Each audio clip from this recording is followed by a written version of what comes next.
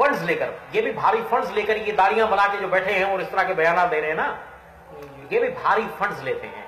यहां तक कि ये जो था खबीस मरदूद रियाज गौहर शाही, ये मेरी तंजीम का रुकन था। अल्लाह अकबर, क्या फरमा रहे हैं आप सर? मैं सही बता रहा हूं, ये हकीकी बात बता रहा हूं। ये हमारी तंजीम का रुकन था। ये सारी जमीन जो इसने कोटरी में खरीदी, ये सारा हमारा पैसा था। हाँ, कोटरी में तो उनका मरकज, ये मरकज से बनाया ना, ये सारा पैसा हमारा था। प्रेस से लगा के मीरपुर खास में हमने इनको दी हैदराबाद में, जिसपे ये, क्योंकि दूसरे प्रेस वाले इनके ये पंफलेट और इनका मवाद प्रिंट नहीं करते थे। शुरू में होता था, बाद में उन्होंने बंद कर दिया। उलमा ने जब इन पर ध्यान दिया, मुसलमानों ने इनके लिटरेचर को देखा तो मुसलमान उठ खड़े हुए, तो प्रेस वाले कुछ गैरत में आए और उन्होंने ये काम सारे बंद किए। तो फिर इनको प्रेस से लगवा के दी गई कि खुद प्रिंट करो। ये ग्वाला था, दूध बेचने वाला, एक भैंसों के बारे चलाने वाला एक जाहिल सा आदमी था। ईसाइयत की तरफ रागिब हुआ एक चक्कर में, एक जरानी के, यानी ये भी ईसाई था, ईसाई हो चुका था, मुर्तद हो गया था, लेकिन मुसलमानों में स्टोन नहीं किया था। हाँ। अच्छा, आप और अक्सर हम इसको चर्च में इस्तेमाल करते थे। लाहौर के, इस्लामाबाद में, कराची के चर्चों में इस्तेमाल हुआ है। चर्चों में आके इसने तकरीरें की हैं चर्चेज में। जैसे ये क्या नाम है, कादरी ने अपने चर्च, अपनी मस्जिद को ईसाइयों के लिए खाली किया, जिसमें ईसाइयों ने आके तबले बजाए। और ताहिरुल कादरी ने कराची की मस्जिद में, तारिक रोड पे। बिल्कुल इसी तरह हम इसके लिए इस्तेमाल करते थे। ये भी हमारे साथ काम करता था, इसका काम ही हमारे साथ था। रियाज गौहर शाही का भारी फंड्स मिलते थे, और भी इस तरह के बेशुमार लोगों को भारी फंड्स हम देते थे। लोग पूछते थे, यानी कि जो अपने आप को उलमा समझते हैं, मुख्तलिफ फिरकों के, मसालिक के, हम उनको पैसा दिया करते थे। वो पूछते थे, एक सवाल करते थे कि आप ये पैसा क्यों दे रहे हो? तो हम उनको कहते थे कि ये हम भारी रकम मैं पहुंचाया करता था। तो वो अक्सर एक सवाल उनकी जुबान पर आ जाता था। मैं जाके तारुफ करा था कि मैं एक ईसाई पादरी हूं और यूरोप के दौरे पर गया था, अपने मजहबी दौरों पर। वापस आ रहा था तो वहां पर मुझे एक कुछ मुसलमानों से मुलाकात हुई और उन्होंने मुझे ये पैसे दिए। ये पैसे मुझे उन्होंने दिए और मुझे कहा कि आप पाकिस्तान में जा रहे हैं, आप ईसाई पादरी हैं, और आप ऐसा करें कि आप अपने इलाके में जो हमारे मसलक के लोग हैं, आप बराए मेहरबानी ये रकम हमारी उन तक पहुंचा दीजिए, फलां मकसद में काम आएगी। हमने ये रकम निकाली है, मुसलमानों ने जमा की है फलां मकसद के लिए। मैं अक्सर उनसे ये कहता था कि आप ये रकम मुझे क्यों दे रहे हैं? पाकिस्तान से आने वाले किसी भी मुसलमान को आप ये रकम दे सकते हैं। बहुत सारे उलमा आते हैं पाकिस्तान के, मौलवी हजरात यहाँ आते हैं, तो वो कहते थे कि नहीं, हम किसी भी मौलवी पर एतबार नहीं करेंगे, हमें उस पर एतबार नहीं है कि वो ये रकम अब पूरी अमानत बासलामत पहुंचाएगा। अलबत्ता हम ईसाई पर यकीन करते हैं कि वो इसमें डंडी नहीं मारेगा। और मैं ये जाके पैसे उनके तक पहुंचा देता था। किस मकसद के लिए? कभी रबीउल अव्वल के महीने के लिए कि इसमें ये काम करने हैं, इसमें आप स्पीकर इस्तेमाल करेंगे, एक साउंड लेंगे और यहाँ पर देगे पकाएंगे, यहाँ हलवे होंगे, यहाँ इतनी गाड़ियों का जुलूस निकालेंगे, इस तरह से मसाजिद को आप सजाएंगे, बाजारों में आप इस तरह से चरागा करेंगे। इसके लिए ये पैसे दिए गए हैं। शियाओं के पास जाकर ये पैसे देना कि आप ये पैसे इसलिए आए हैं कि आप इससे न्याज करेंगे, यहाँ मजलिस मुनक्किद करेंगे, इस मजलिस में आप इतनी देगे पकाएंगे और ये इस तरह की बिरयानी बनेगी। अच्छा, रबीउल अव्वल में, मुहर्रम में अब भी इस तरह से काम हो, मिशनरीज काम कर रही हैं? लाजमी करती होंगी। मैं अकेला ही निकला हूं ना, मिशन तो पूरा काम कर रहा है भाई। अच्छा, यानी आपकी तंजीम बाकी है अभी भी? तंजीम तो बिल्कुल काम कर रही है। तंजीम को मैं तंजीम नहीं था, तंजीम का एक रुकन था। मैं तंजीम का एक हिस्सा था पाकिस्तान में। वो हिस्सा अलग हो गया, लेकिन तंजीम तो बाकी है। मेरे पीछे बहुत थे। मेरे अपने ससुराल से काफी लोग काम करते थे। मेरी मिसेस का एक भाई छोटा और उनकी छोटी बहन मेरे साथ काम करते थे। और मैं जब मुसलमान हुआ तो वो भाग गए मुल्क छोड़कर, डर की वजह से। उन्होंने कहा कि ये अब हमारे बहन भाई जो मुसलमान हो गए तो ये मुसलमानों को हमारी सरगर्मियों का बताएंगे और मुसलमान हमें पकड़ लेंगे। वो डर के भाग गए। अभी तक पाकिस्तान छुप कर आते हैं कि मुझे इतला ना हो या उनकी बहन को पता ना चले, लेकिन हमें पता चल जाता है। हम फिर भी उनके खौफ की वजह से उनसे मिलने नहीं जाते कि हमने तो किसी को कोई नुकसान नहीं पहुंचाया, हमारा काम नुकसान पहुंचाना थोड़ी था। तो मुसलमान अपनी नजात के लिए हुए, अपने औलाद और अपनी सलामती के लिए मुसलमान हुए, किसी को नुकसान पहुंचाने के लिए नहीं। अच्छा, ये दीगर मिशनरीज जो हैं मसीहियत में कोई ऐसी आफाकी तालीमात तो नहीं है कि कोई इसकी तालीमात से मुतासिर होकर ईसाइयत को कबूल करे? ईसाइयत को कबूल करने वाली कोई चीज नहीं है दुनिया में, सिर्फ और सिर्फ माली मफादात, सिर्फ माल और कोई चीज नहीं। अगर किसी मुसलमान को ईसाई बनाया जाता है या किसी हिंदू को ईसाई बनाया जाता है जी। तो उसको सिर्फ पैसा दिया जाता है, सिर्फ पैसा, लड़की कादियानी की तरह, लड़की नहीं। अच्छा, हिंदू जब ईसाई बनेगा तो हिंदुओं में शादी करेगा, हिंदुओं में ही करेगा। यानी हिंदू जो पहले खानदान कोई हो चुके हैं। और फिर इसमें भी एक मसला है, सिंध में जो हिंदू ईसाई होते हैं इसमें कोली भी हैं और भील भी हैं। कोली और भील जो हैं ईसाई होने के बाद भी उनमें वो तबकाती फर्क बरकरार है। जैसा वो हिंदू होते हुए कोली भील के साथ खाता पीता नहीं है, कोली और भील की आपस में शदीद नफरत है।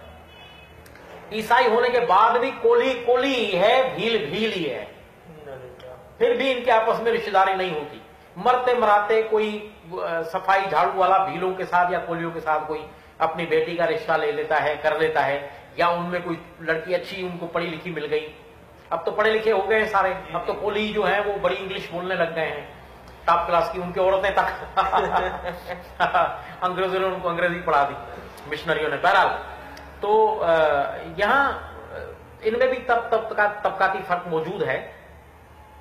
लेकिन जो मुसलमान ईसाई होता है, आपको एक सच्ची हकीकत बताता हूं, मुसलमान जब ईसाई होता है तो कुत्ते से बदतर हालत होती है उसकी। वो कैसे? इब्तदा में उसको, जब वो मुसलमान हो ईसाई हो जाता है, उसको एक तो जाहिल, पहली बात यह कि वो जाहिल होता है। बिल्कुल बिल्कुल, एक कोई सबसे अहम तरीन मामला जो है ना वो है उसकी जहालत उसको उस जगह ले गई, यानी माली मफादात की खातिर। जी जी जी, जहालत। जाहिल जब वो ईसाई बन जाता है तो ये उसको, मतलब किसी कॉलेज में पढ़ा हुआ कोई इल्मी शख्सियत नहीं होता। जी जी जी जी, हाँ, कोई बड़ा कोई आला तालीमी इदारे से निकला हुआ कोई इल्मी शख्सियत नहीं है, वो एक आम आदमी है। आम आदमी है। वो ईसाई बन गया। अब ये जिसने ईसाई उसको बनाया वो और दूसरे लोग उसको उठाते हैं, उसको अपने साथ मिलाते हैं, चर्चिज में मुख्तलिफ जगहों पर उनको लेके जाते हैं और वहां जाकर उसके प्रोग्राम्स करवाते हैं कि फलां जगह पर हमारे पास ये बंदा मुसलमानों से कन्वर्ट हुआ है, अब इसकी गवाही होगी, ये गवाही देगा अपनी मुसलमानों में जाकर, ईसाइयों में जाकर। जी जी, वो धड़ाधड़ ईसाइयों में उसको इस्तेमाल करेंगे, चर्चों में, हर चर्च उसको पकड़ पकड़ के ले जाएगा अपने पास, और उसको और भारी चंदा मिलता है उधर। इस बुनियाद पर भारी रकम फंड्स मिलते हैं लोगों को। लोग घरों से बहुत सारा पैसा पादरियों को देते हैं, कपड़े देते हैं, पता नहीं क्या कुछ उसको मिलता है बंदे की इमदाद के लिए, बंदे की इमदाद के लिए। वो पादरी खा जाते हैं, पादरी खा जाते हैं, कुछ उसको भी देते हैं ताकि वो खुश भी रहे और चलता भी रहे। साला कुछ नहीं मिलेगा तो कैसे चलेगा, तो उसको कुछ देते भी रहो। चंदा भारी होता है, चंदे का 1/4 हिस्सा उसकी तरफ जाता है, 3 हिस्से जो है वो पादरी के बोझे में चले जाते हैं। इस तरह से ये सिलसिला एक अरसे तक चलता है, यानी कुछ चंद माह तक। अब चंद माह तक जो कमा लेते हैं ना सारे, और पूरे 1 इलाका, 2 इलाके, 3, 4, 5 शहरों में वो मारूफ हो गया, गवाही उसने दे दी, अब उसके बाद ये किसी का भी रिश्तेदार नहीं है। अच्छा, बेयारो मददगार छोड़, अब वो बेयारो मददगार, अब अपनी जगह वो खुद बनाएगा। अब वो धक्के खाता फिरेगा, कभी उस घर में, कभी उस घर में, कभी उस घर में, कभी उस फैमिली के पास, कभी उस फैमिली के पास, कभी उस फैमिली के पास। 2 दिन इधर है, 4 दिन उधर है, 3 दिन इधर है। अगर वो अपने तौर पर पैरों पे खड़ा नहीं हो सका तो वो जलील, खज्जल और ख्वार होगा। पादरी बहुत कम ऐसे लोगों को बनाया जाता है और सालों तक, वो बरसों तक धक्के खाता फिरेगा, ना शादी होगी, ना ब्याह होगा, लुच्चा लफंगा फिरता रहेगा। और आखिर में अगर कुछ उसको कोई दाव लग गया तो आखिरकार किसी की जनानी को, लड़की को या किसी की बीवी को लेकर भाग जाएगा ईसाई की। ये अक्सर हुआ है। ہوتا ہے نہیں بے شمار کیسز ہیں یہ کہ وہ عورتوں کو لے کے بھاگ گئے. آخری طور پر کہتا ہے کہ چل بھائی اتنا تو میں نے گما لیا اب تم سے کچھ تو لے لوں. بڑی شرم کی بات ہے میرے لیے بھی کہ میں بھی وہیں سے ہوں, لیکن بہرحال یہ ایک حقیقت ہے. نہیں تو اب اس کے بعد کوئی زمین نہیں ہے, کوئی جگہ نہیں, تو وہ پھر ایسی حرکت کر کے جائے گا بھی کہاں؟ خاندان میں واپس بھاگ کے آئے گا, یعنی مسلمان ہو جائے گا, پھر واپس مسلمان خجل و خوار دوبارہ مسلمان ہو جائے گا. یا مسلمان کے بن لایا جائے ہے گا, یا اس کو بھی مسلمان مسلمان بنے گا, کر دے گا. یا تو مسلمان بنے گا, یا پھر وہیں کہیں آس پاس دھکے کھاتا پھرے گا اور اس عورت کو کام پہ لگا دے گا کسی جگہ نوکری پہ, کسی گھر میں وہ کمائے گی اور یہ بھی کچھ محنت مزدوری کے چکر میں پڑا رہے گا اور آخرکار پھر اسی طرح سے خجل و خوار زندگی اسی گزرے گی. اور کیونکہ عموماً انہوں نے بے حیائی عروج پر ہے, انہوں نے عیسائیوں نے عموماً عورتوں کو, بہو بیٹیوں کو, بیویوں کو جو ہے وہ لوگوں کے گھروں میں کاموں کے لیے بھیجتے ہیں, اپنے گزارے چلانے کے لیے, اپنے گھر چلانے کے لیے, اپنے خرچے پورے کرنے کے لیے, کیونکہ اکثریت شرابی اور جواریوں کی ہے. اکثریت نشہ باز اور جواری اور بیکار سی زندگی گزارنے والے لوگوں کی ہے. تو اس طرح سے اسی لیے تو آپس میں بھی ایک دوسرے کو چوڑا بولتے رہتے ہیں کہ چوڑوں کے کام جو ہوتے ہیں نا وہ یہی ہوتے ہیں, نشہ بازی. ایک دوسرے کو اور چوڑیا, یہ عام محاورہ ہے, ایک دوسرے کو بولتے رہتے ہیں کیونکہ ایک دوسرے کو جانتے ہیں. اس لیے اکثر ان کی عورتیں مجھ ترس آتا ہے, ان عورتوں پر, ان بہو بیٹیوں پر, ان ساروں پر ترس آتا ہے کہ وہ بیچاری سارا دن صبح ان کا ناشتہ تیار کر کے, ان کی ساری خدمت گھر کی کر کے پھر لوگوں کے گھروں میں جا کے خجل ہوتی ہیں, خوار ہوتی ہیں, دھکے کھاتی ہیں اور عزتیں گنواتی ہیں اور پتہ نہیں کیا کچھ ہوتا ہے. لیکن بہرحال یہ زندگیاں گزارتے ہیں. تو وہ جو مسلمان ہو جاتا ہے وہ بھی آخرکار اسی چکر میں آ جاتا ہے.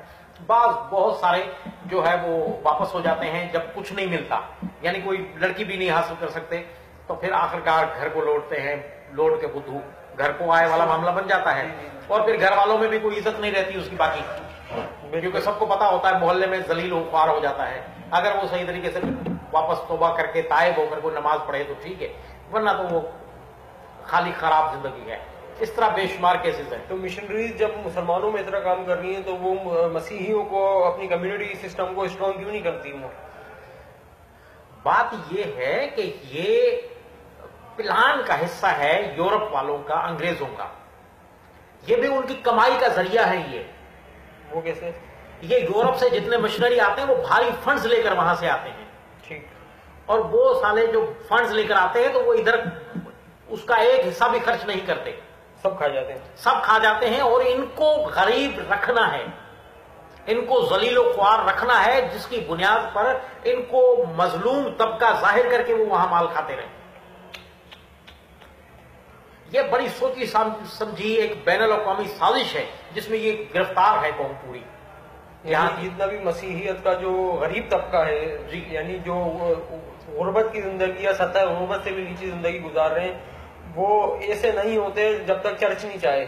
یعنی ساری چرچ کا ایجنڈا ہے کہ ان کو جو ہے نیچے ہی رکھنا ہے, اوپر کبھی نہیں آنے دینا. اوپر کیوں آنے دیں گے ان کو؟ اچھا, جو مسیحیوں نے جو سیاسی تنظیمیں بنا رکھی ہیں, وہ سیاستدان بھی وہی تو ہیں. انہوں نے ان مشنریوں سے سیکھا ہے کہ مال کیسے بٹورا جائے, کمایا کیسے جائے. ان کو ہم غریب طبقہ ظاہر کریں گے, دکھائیں گے, مظلوم, مرے ہوئے, گرے ہوئے لوگ بتائیں گے, بھوکے ننگے ان کو دکھائیں گے, تو ہی تو ہمیں باہر سے فنڈز ملیں گے. یہ سیاستدان بھی بھاری فنڈز لیتے ہیں باہر سے. یعنی جس طرح یہ جے سالک جو تھا, جے سالک ایک تنظیم تھی اس کی, جے سالک کی ایک سیاستدان, اس نے ساری زندگی کیا تھا, یہ جے سالک خود کیا تھا, پاؤڈر بیچتا تھا, پرکلی ہیٹ پاؤڈر بنا کے گھر میں. جی میں اس کا گواہ ہوں. باپ جھاڑو دینے والا تھا, ماں جھاڑو دینے والی تھی, پرکلی ہیٹ پاؤڈر بیچتے تھے. یہ سائیکل پر چڑھ کر کیریئر پر سامنے کھوکھے میں رکھ کر یہ گلیوں میں آوازیں لگا کر بیچا کرتا تھا. یہ وہ ہیں جب ان کو پیسہ آ گیا انہوں نے اپنی قوم کو بھول گئے, اس کو اسی جگہ رہنے دیا, تعلیم سے دور, بھوکے ننگے. باپ جھاڑو دینے والا ہے, بچہ جھاڑو دینے والا بن گیا. یعنی جیسے اگر کوئی شخص مسیحیت میں کوئی سیاسی لیڈر ہے ان کا, تو اگر وہ عوام کے اندر جا بھی رہا ہے تو اس کے صرف اپنے مفادات ہیں, پیسے کے مفادات ہیں, اس کو لوگوں سے کوئی ہمدردی نہیں ہے. کوئی ہمدردی کس قسم کا ہمدردی؟ اور اگر کوئی شخص کسی مسیحی سیاسی جماعت سے جڑتا ہے تو وہ بھی مالی مفاد کے لیے جڑتا ہوگا، تو کیا اس کو آگے آنے دیتے ہیں؟ کوئی کسی جگہ پہ بھی کسی کو آگے آنے کی ضرورت نہیں ہے، جو جہاں ہے وہی ہے، جو جہاں ہے وہ وہیں رہے گا۔ ان کا آخری جو زور چلتا ہے نا، مسیحی کہلانے والے جو عیسائی بیچارے، جو تھوڑا سا پڑ گیا اپنے طور پر کوشش کر کے ہاتھ پاؤں مارے پڑ گیا، اس کا آخری زور کیا چلتا ہے؟ وہ پادری بن جاتا ہے خود ساختہ۔ مشنوں میں پادری الگ ہوتے ہیں، مشنوں والے بھی اپنے پسندیدہ لوگوں کو چنتے ہیں، ان کو سیمنری میں بھیجتے ہیں، ان کو پڑھاتے ہیں۔ ایک ہوتا ہے رجسٹرڈ پادری اور ایک ہوتا ہے غیر رجسٹرڈ ایک پادری۔ غیر، یہ عام طور پر جو عام پڑھے لکھے لڑکے بیچارے پھر کچھ نہیں بن پاتا، کوئی نوکری اچھی نہیں مل پائی، کوئی کوشش نہیں کی انہوں نے، خود سے بھی کوششیں نہیں کرتے، زیادہ تر احساس کمتری میں مبتلا ہوتے ہیں، پھر وہ کچھ نہیں کر پاتے، تو آخرکار آخری جو کام اس کے لیے بچ جاتا ہے وہ یہ کہ بائبل اٹھائی، آؤ بہن جی دعا کریے، آؤ بھائی جی دعا کریے، بس وہ پادری بن جاتا۔ خود ساختہ چند دن چرچ میں جائے گا، پادری کے ساتھ جڑا رہے گا، کچھ سیکھتا رہے گا، سمجھتا رہے گا، کوئی داؤ پیچ، اس کے بعد اچھا، جیسے اگر وہ شخص پادری بن گیا تو پھر وہ باہر سے کیسے، باہر کی مشنری سے کیسے کانٹیکٹ کر سکتا ہے؟ جب یہاں پہ وہ ہلکا بنا لیتا ہے نا، یہاں ہلکا بنا لیتا ہے، جی جی، جب نوجوان طبقے کو لڑکے لڑکیوں کا ایک ہلکا بنا لیتا ہے، 50-60 بندے اس نے جمع کر لیے نا، تو ان پر مشنریوں کی نگاہ خود پڑ جاتی ہے۔ اچھا، وہ پھر خود ہی کانٹیکٹ کرتے ہیں؟ جی، اور پھر یہاں پر اصل میں ایک ڈائریکٹری آتی ہے، ایک بک پرنٹ ہوتی ہے ہر سال ڈونر ایجنسیوں کی، جی جی، جو یورپ میں ڈونر ایجنسیاں ہیں، جی ہاں، ان کی وہ ایک بک آتی ہے، ہر چرچ کے پاس ہوتی ہے، ہر چرچ کے پاس جاتی ہے، یعنی بڑے بڑے لوگوں کے خاص لوگ منگوا لیتے ہیں، جی جی، پھر اس میں سے وہ ان سے رابطہ کر لیتے ہیں، کوئی کسی لڑکے کے کوئی سورس ہو گئی جس نے اپنا گروپ بنا لیا ہے، پھر اس نے ان سے رابطے کر رہی ہے، صحیح، یا کسی کے مشن میں اپنے آپ کو ان کے عقائد کے مطابق ڈھال کر اپنے آپ کو ان کا ظاہر کر کے کہ میں بھی تمہارے ہم عقیدہ ہوں، تو ان کی نگاہ اس پر پڑ جاتی ہے، پھر وہ کہتے ہیں کہ اتنے لوگ اس نے بنا لیے ہیں تو اب اس کی سپورٹ کرو کچھ، تاکہ کچھ اور بڑھے، اور اس کو اپنے ساتھ گھیرے رکھو، یہ نہ ہو کہ یہ اپنا گروپ لے کر کسی اور مشن کے ساتھ جڑ جائے۔ یہ سارا کام صرف کمائی کا ایک ذریعہ ہے، اور یہاں ان لوگوں کو استعمال کیا جاتا ہے، لیکن یہ لوگ نہیں جانتے۔ جس طرح یہاں کے عام طور پر یہ جو ربیع الاول کا یہ کل جو معاملہ بنا تھا، اس میں لوگوں کو استعمال کیا گیا، جیسے محرم میں لوگوں کو استعمال کیا جاتا ہے۔ جی جی جی، یعنی مذہبی پیشوائیت جو ہے وہ عوام الناس کو، چاہے وہ کسی بھی مذہب سے یا کسی بھی مکتب فکر سے ہو، جی، بس اپنے مفادات کے لیے استعمال کر رہے ہیں، اپنے مفادات کے لیے یہ لوگوں کو استعمال کرتے ہیں۔ عام سادہ لوگوں کو استعمال کیا جاتا ہے اپنے مقاصد کے لیے، صرف اپنے پیٹ بھرنے کے لیے، جیبیں گرم کرنے کے لیے، اور مخلص لوگ بہت کم ہوتے ہیں، مذاہب کے ساتھ مخلص لوگ بہت کم ہوتے ہیں، مذہبی تنظیموں میں مخلص لوگ بہت کم ہوتے ہیں۔ ہم جیسے میں تھا، میں کھاتا پیتا تھا شروع سے، میرے والد ڈاکٹر تھے، میری والدہ ڈاکٹر تھی، ہم شروع سے ایسے کھاتے پیتے لوگ تھے، پیچھے بھوک نہیں تھی، افلاس نہیں تھا، کوئی برا بیک گراؤنڈ نہیں تھا، کوئی خلش نہیں تھی، خوب کھلا کھایا، کھلا پیا، اور عیش کیے اور عیش کی زندگی گزاری، اپنی من مانی کی، اپنی مرضی کی شادیاں کی، دل چاہا جیسا کھیلا، دل چاہا جیسا گھومتے رہے۔ اس حالت میں خلوص آ گیا، مسلمانوں کو قریب سے دیکھتا رہا، مسلمانوں کے آس پاس رہتے تھے، ہمارے والدین مسلمانوں کے بیچ میں رہتے تھے، عیسائیوں کے بیچ میں نہیں رہتے تھے، اچھا، چاروں طرف مسلمانوں کے علاقوں میں وہ مکان بنا کر رہتے تھے، اس لیے مسلمانوں کو چاروں طرف سے دیکھا، قریب سے دیکھا، ساتھ دیکھا، مسلمان کے ہر طبقے کو دیکھا، ان کے عقائد کو دیکھا، پوری غور سے سارے مسالک کے عقائد کو، ان کی سارے نظریات کو سمجھا تھا، قریب سے دیکھتے تھے، اس لیے اچھی طرح سے واقف تھی اسلام سے۔ کام کرنے کا جب موقع ملا، عیسائیت کے لیے جب کام کرنے لگے، دل چاہا تو پورے خلوص کے ساتھ کرنے لگا، اور جنون کی حد تک میں نے عیسائیت کے لیے کام کیا۔ ایسے اور بھی افراد ہیں بے شمار ہیں، یہ نہیں کہہ سکتے کہ مخلص نہیں ہے کوئی، خلوص تو بہت زیادہ پایا جاتا ہے، یہاں تک کہ لوگ سالوں تک وعدہ کر کے دنیا میں کہ ہم سالوں تک گھر کا منہ نہیں دیکھیں گے، ہم کام کرتے رہیں گے۔ اس طرح بھی ہوتا ہے؟ جی جی، نہیں، جیسے آپ نے فرمایا تھا ابھی، جیسے کہ مشنریز میں جو کچھ پڑھایا جاتا ہے، ان کو جو پڑھے لکھے افراد ہوتے ہیں ان کو پتہ ہوتا ہے کہ جو ہے ہمارے مذہب کی حقیقت کیا ہے، جی جی، تو پھر وہ اتنے مخلص کیوں ہو جاتے ہیں؟ صرف ایک جھوٹ کے ساتھ وابستہ رہنے کے لیے کیوں؟ اصل میں صرف وہی پیسے کا چکر؟ پیسہ۔ کچھ لوگ تو بالکل خلوص سے دل سے، کچھ لوگ ایسے ہوتے ہیں جن کو سکھایا گیا جاتا ہے، اور وہ اندھا عقیدہ ہوتا ہے. ایک اندھے عقیدے کی بنیاد پر بھی خلوص پیدا ہوتا ہے. جو بات تمہیں سمجھ نہیں آ رہی، یہ روح تمہیں سمجھا نہیں رہا. ابھی وقت نہیں آیا کہ روح القدس تمہیں سمجھائے. یہ خدا کا بھید ہے. جیسے تسلیس کسی کو سمجھ میں نہیں آئی، تسلیسیوں کو سمجھ میں نہیں آتی. ایک اتنی بڑی عجیب گورکھ دندا ہے، ایک عجیب اتنی بڑی مصیبت ہے کہ تسلیسی، کٹر خطرناک تسلیسی جو کیتھولک ہیں، چرچ آف انگلینڈ والے جو ہیں، بیپٹسٹ ہیں وغیرہ، دیگر جتنے بھی تسلیسی ہیں، تسلیس ایک تسلیسی کو بھی سمجھ میں نہیں آئی. یہ پوری حقیقت میں خود تسلیسی تھا. بات یہ ہے کہ تسلیس سمجھ میں نہیں آئی، لیکن ہم نے سکھایا کیا؟ ہم نے سیکھا، پہلے سیکھا پھر سکھایا. یہ خدا کا بھید ہے. یہ خدا کا بھید ہے، اور یہ خدا کی مرضی ہوگی تو ظاہر کرے گا. اب کون ہے جو خدا کی مرضی زبردستی کر سکتا ہے؟ اچھا، یعنی یہ سارے معاملات تھے کہ صرف جو کوئی یہ مفادات ہیں، یہ سارے پیسوں کا چکر ہے. اور پھر اندھا عقیدہ کہ خدا کا بھید، یعنی بس بیوقوف بنانا لوگوں کو. جیسے وہ سالہ کیا ولیم میکڈونلڈ، اس نے اپنے تفسیر میں کیا لکھ دیا؟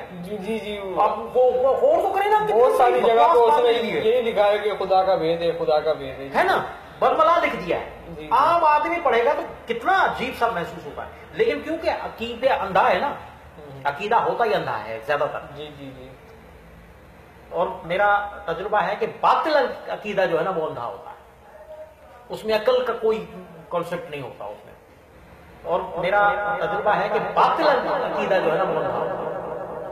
اس میں عقل کا کوئی کانسیپٹ نہیں ہوتا.